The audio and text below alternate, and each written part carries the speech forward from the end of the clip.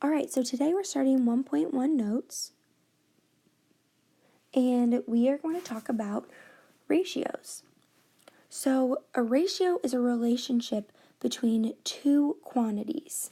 So if it's easier to understand instead of this definition right here, then I want you guys to write a ratio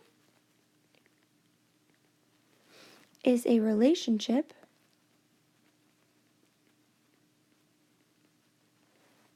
between, I always do BTW for between. So in math, when it says BTW, it does not mean, by the way, it means between two quantities.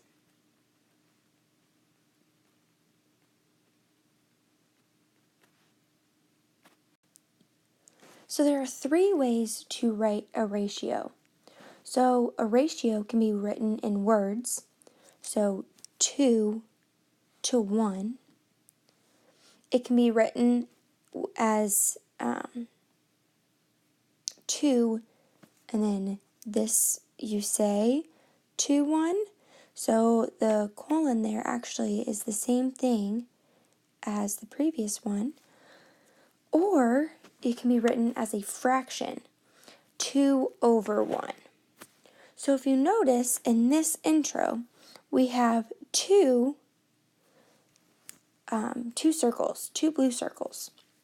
And so since that was mentioned first, we are going to write that first. And if you can tell, we write 2 first in every single way that we can represent a ratio. So then we have one square, and that's represented as our second part of our ratio in our equation. So how do we know which to write first? The first one listed, or the first one mentioned, always goes first.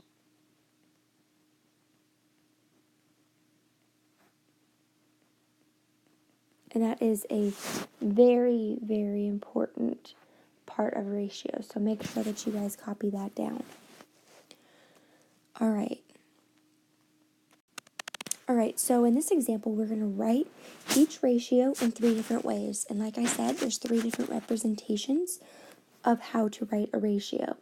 So for part A, we are going to write the number of solid color balls to the number of striped. So, since it mentioned solid first, that is going to be the first number in our ratio. So as you can see, we have 1, 2, 3, we have 4 solids. So we're going to write 4 first. Then we have 1, 2, 3, 4, 5 striped. So with that, that's going to come second. Now, there are 3 ways to write ratios.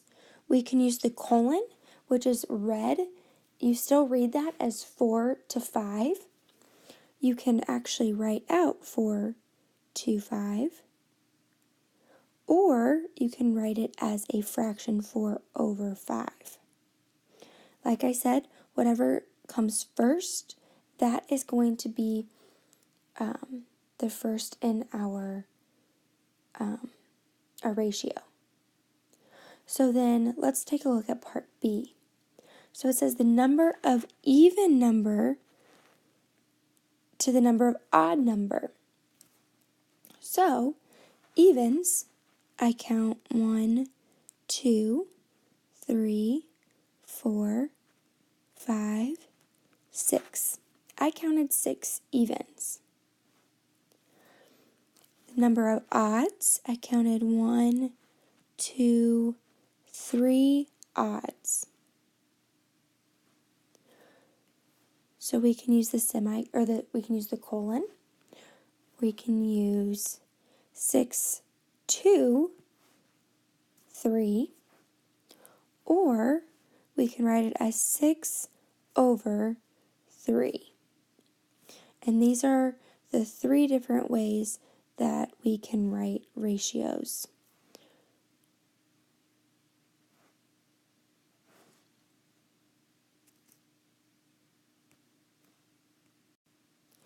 All right, for this problem, I would like for you guys to pause the video and to try this one on your own.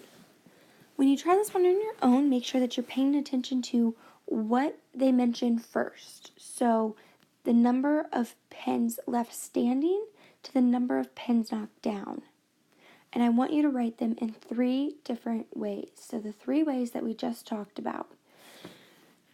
So like I said, pause the video, try it on your own, and then when you're ready to see and check your answers, I want you to hit play and see if you got similar answers to me.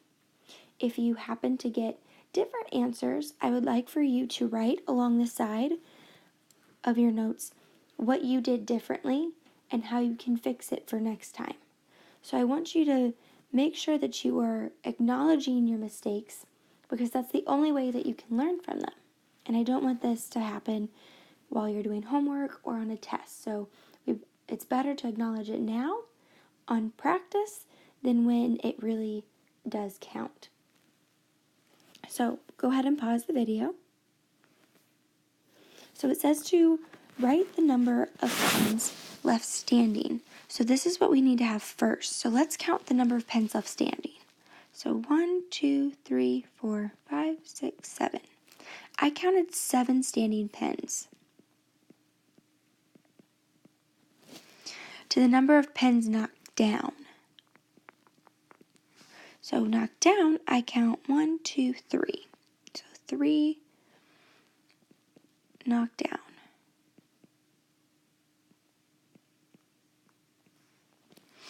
So we need to write this in our 3 different ways.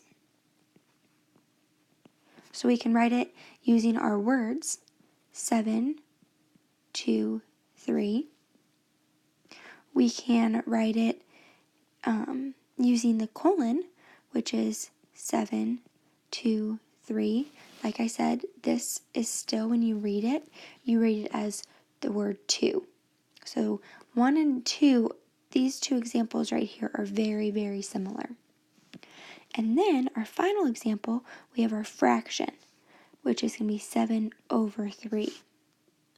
Remember, since 7 came first, because those were the ones left standing, that needs to be first in every single representation.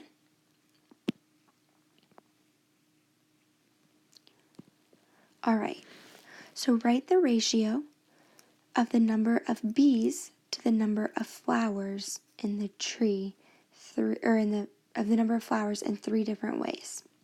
So for this example, I want you to again pause the video. And I know that it seems kind of weird to do that, but make sure that you pause it. That way you can make sure that you actually do know how to complete a problem like this. So pause the video, and then when you're ready, hit play, and we can check our answers. Again, if you do make a mistake, learn from it and write down what you did and how you can change it for next time. All right, so the ratio of the number of bees, so number of bees, so that's what I'm going to count first. 1, 2, 3, 4. I counted 4 bees. To the number of flowers, I count 1, 2, 3, 4, 5, 6, 7. 7 flowers. I'm going to write it in my 3 different ways. So I have to make sure that my bees come first in every single representation. So I'm going to go ahead and write my 4 first, since I know how many bees I had were 4. Then, next I'm going to write my different types of representation. So I can use my words, I can use the colon, or I can use the fraction. And then finally, I had 7 flowers. So 4 to 7 is 1. 4 to 7 is my number 2. And 4 over 7. So there are my 3 different representations for the number of bees to the number of flowers. All right, so equivalent ratios are ratios that express the same relationship. You can find equivalent ratios by multiplying or dividing each term of the ratio by the same number. It cannot be 0. So that's why in this definition it says a non-zero number. So if you look at these examples to the right, we have 1/3. So I'm going to write that a little bit bigger down here. So we have 1 circle to 3 squares. If I multiply that, the top and the bottom by 2, I am going to get 2 over 6. These are equivalent ratios. If I then multiply the top by 2 and the bottom by 2 again, I get 4 over 12. So these are equivalent ratios because then when you go to reduce these, so if I were to reduce 4 over 12, so divide by my greatest common factor, which would be 4. 4 goes into 4, and 4 also goes into 12. I get my answer. 4 divided by 4 is 1, and 12 divided by 4 is 3. So we start and end with the same ratios. So when you can see that you can multiply ratios by the numerator and the denominator by the same number, then you have equivalent ratios. All right, so in this example, it says that you volunteer at an animal shelter and you need to order supplies. You know that the ratio of kitten supplies to adult cat supplies for each category is equivalent. Complete the table. So, since we know that they are equivalent, that means we need to find what was multiplied by the top and the bottom. So, if we look at this, we don't know how much food for the kitten, but we do know for the cat, it's 8 bags. That's for the cat, and this is for the kitten. And you can see that from right here. So, then we know that for the cat, though, or for the kitten, we have 42 bags of treats and 56 bags for the cat. So this is for the cat treats, and this is for the kitten. So we need to find how many times 8 goes into 56. And that will tell us how many times that 8 was multiplied by to get 56. So 8 goes into 56 7 times. 8 times 7 is 56. We know that in order for it to be an equivalent ratio, that we have to multiply the top and the bottom by the same thing. So if 8 times 7 gives us 56, then something times 7 will give us 42. So what times 7 is 42? So the answer is 6 times 7 gives us 42. So we know that there's 6 bags of food for the kittens. So then, now we have to look at the food cans. So we still know that there's 42 treat bag. So these are their treats, but they're all equivalent. So we can use these to help us find our missing numbers. And then there's 56 for our cat. And this is for our kitten. So I'm just going to put kit. So we know that we have 126 cans of food for our kitten.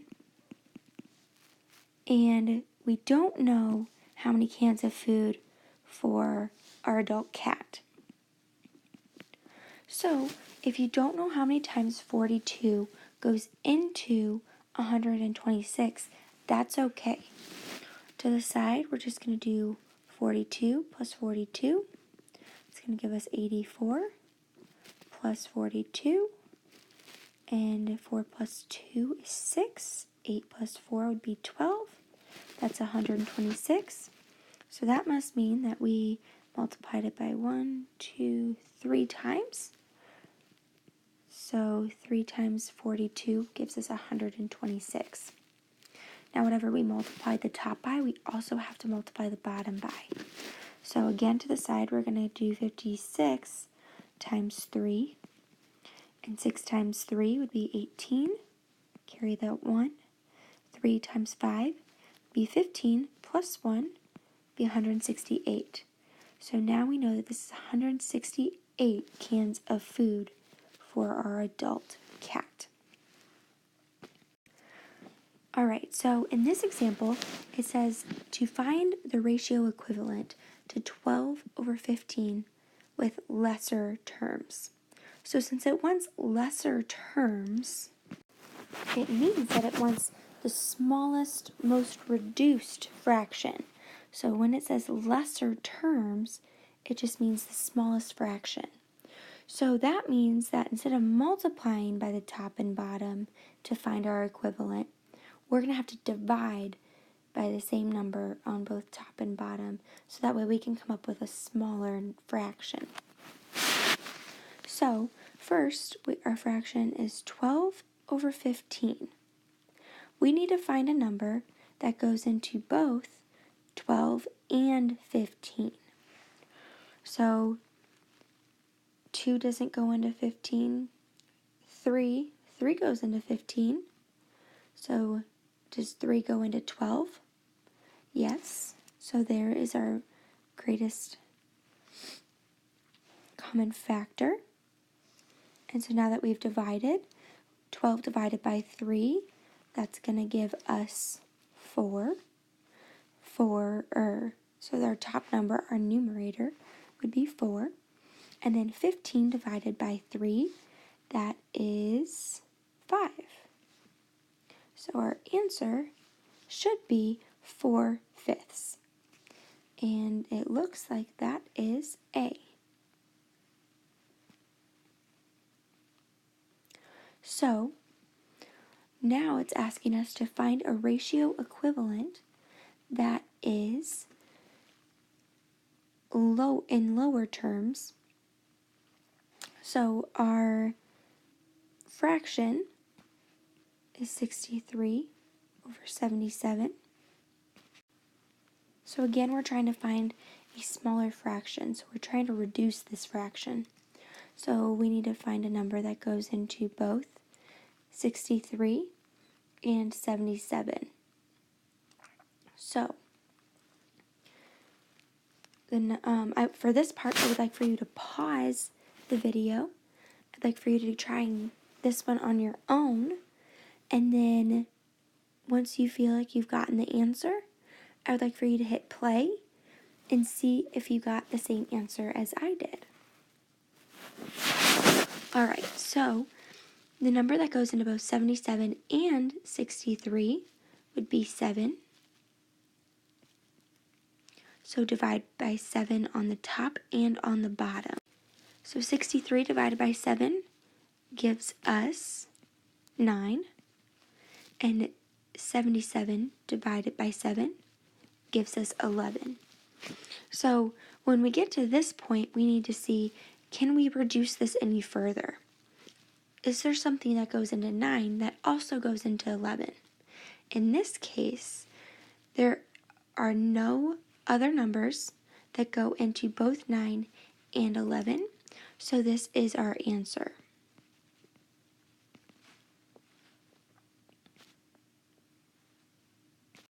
So to kind of go over what we were just talking about in our last two examples, equivalent ratios have the same simplest form.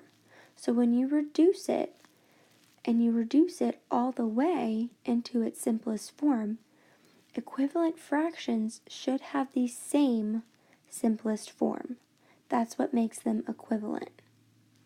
So, to write a ratio in its simplest form, you need to find the greatest common factor, and that's what we did in the previous example. We found the biggest number that divides the top and the bottom number evenly. Alright, so in this example, it says that you make a banner 6 feet long to hang behind the desk of the animal shelter. Your friend makes a banner 6 yards long to hang outside of the building. Write the ratio of the length of your banner to the length of your friend's banner as a fraction in the simplest form. So there's a few things to notice here. First, you need to notice that it's asking for feet and you have yards. So you need to pay attention to that when you are writing your equations. Next, you need to pay attention to which came first. So it wants the length of your banner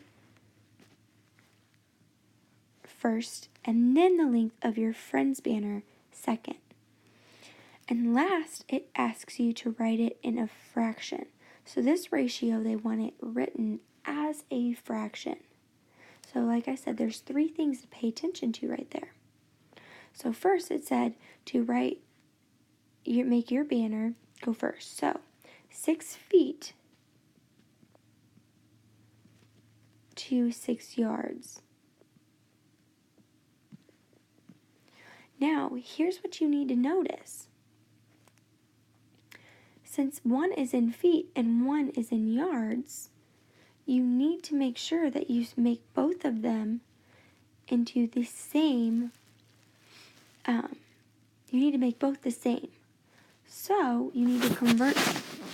So, we need to know how many yards are in, or how many feet are in 1 yard. So, I don't know if you remember, but 3 feet equals 1 yard.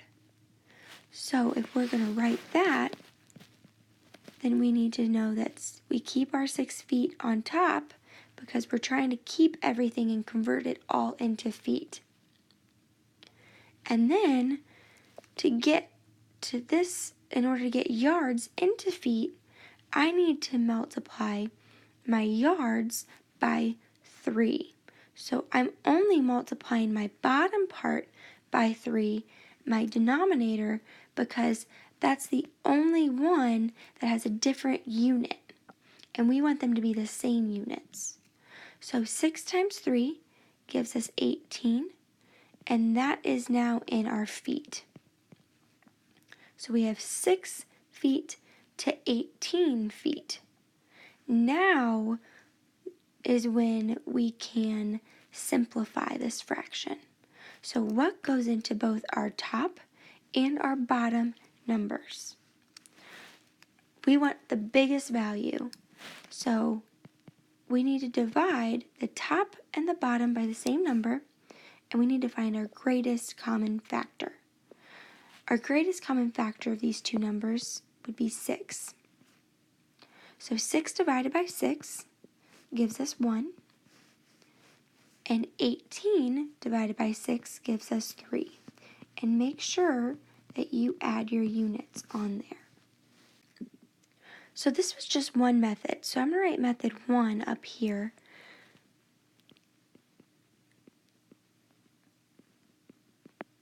So that was method number 1. Method number 2 is very, very similar. only this time we're going to change both of them to yards. So we still have to write it as 6 feet over 6 yards, because initially it asked us to write our banner first and our friend's banner second. So if we want to turn both of these into yards, that means we're trying to keep 6 yards on the bottom. So, since there are 3 feet in 1 yard, now we have to divide the top by 3. So 6 divided by 3 gives us 2, and that's now 2 yards. So now both of these units are the same. That's when you can start to reduce. So what goes into 2, that also goes into 6? We're going to divide the top and the bottom by that number, which happens to be 2. 2 divided by 2 gives us 1, and 6 divided by 2 gives us 3.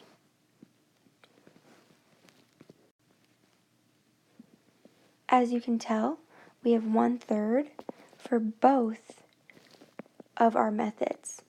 And this is because they're equivalent fractions, or equivalent ratios.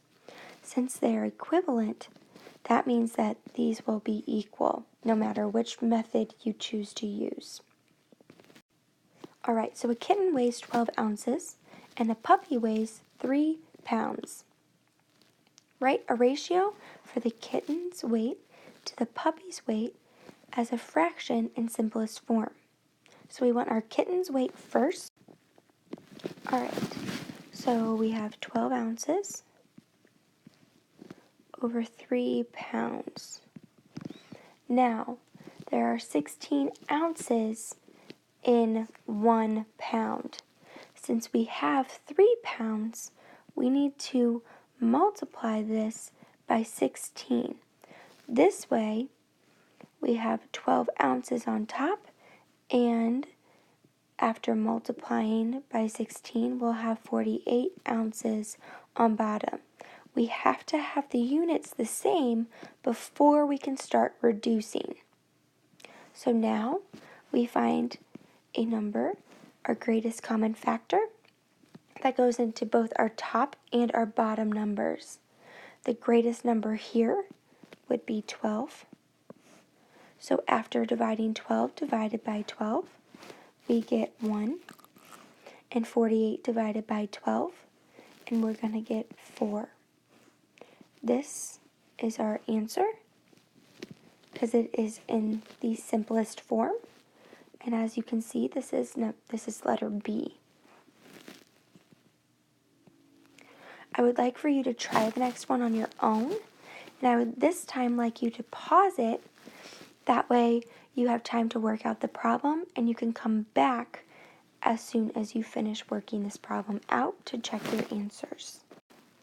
Alright, so in this problem it says, the ratio of the kitten's weight to the puppy's weight is 1/4.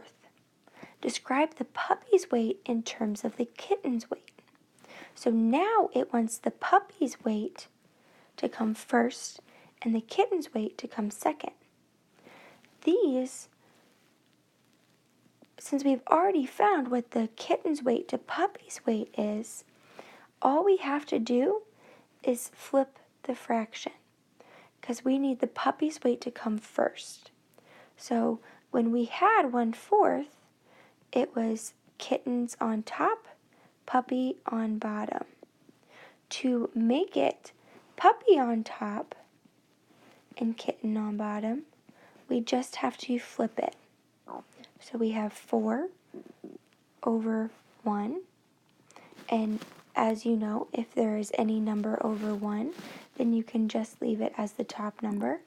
So it's the puppy's weight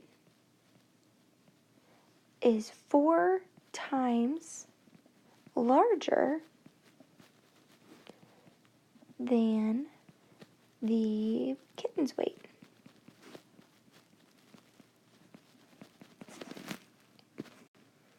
Alright, so this one's kind of a bit of a challenge problem. It says the baby boy weighs 7 pounds, 8 ounces, and A 5-year-old boy weighs 48 pounds. Write the ratio of the baby's weight as a fraction in the simplest form.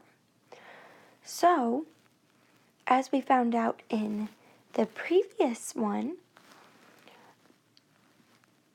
when it comes to weight, there are 16 ounces in 1 pound. So, it would be easiest to convert this problem to ounces. So we have 7 pounds, and we need to convert that to ounces.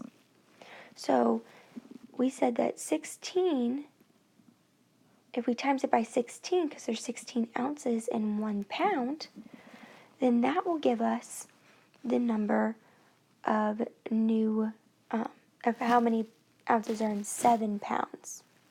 So 7 times 16 is 112. But now we have to add that to our previous 8 ounces. And our new number would be 120 ounces. So now we have to take the 5-year-old and convert his into ounces. So 48 ounces, or 48 pounds, and convert that to ounces. So we need to times that by 16 as well.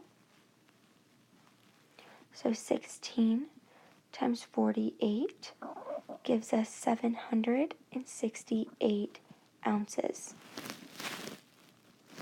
Now we need to turn this into our simplest form. So we have 120 over 768. Alright, so now we need to find our greatest common factor, because this is not in simplest form. So we need to find what we can divide the top and the bottom by, the largest number. So 120 divided by 24, and that's going to give us 5. And feel free to check my math. And then 768 divided by 24, and that's going to give us 32. Now, there are no numbers that go into 5 that also go into 32, so this is our answer, and this is in simplest form. So if you go and see Miss Thetford, she has a worksheet for you. This is your homework. You will have time to work on it. Well, if there is time, you can work on it in class. You're more than welcome to try it at home. It is not due until Thursday, so we're going to have time to go over some stuff together as a class before then. And now I will warn you, I would not save it until Wednesday night, because you will also have another homework assignment due on Thursday as well.